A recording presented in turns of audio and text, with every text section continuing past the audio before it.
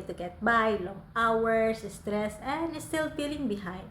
I wanted something different, a way to earn and grow on my own terms without losing time with my family or freedom.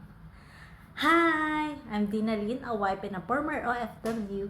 And like many of you, immigrants, OFWs, parents, or anyone feeling stuck, I wanted more. More time with my family, more freedom, and income that doesn't depend on every single day I work.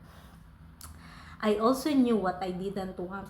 No selling involved, no inventory, no cold messages, no chasing friends or family, no quotas or pressure. And what I really wanted was simple.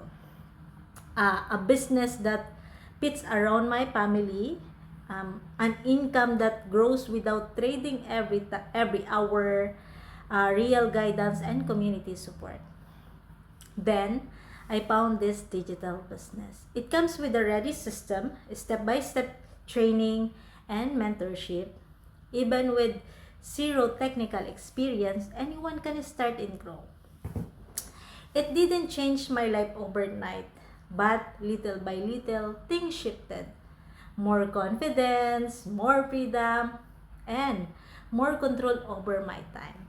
And finally, I was truly working on my own terms. So, if you're an OFW, an immigrant, a parent, or just someone feeling stuck, or if you are tired of working long hours but still feel behind, and you're quietly hoping for something better for your family and for your life, maybe this is your sign. Comment yes below or visit my website. The link is in my bio.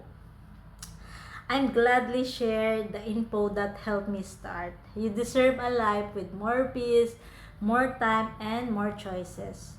Working on your own terms, just trust God's timing and keep moving forward.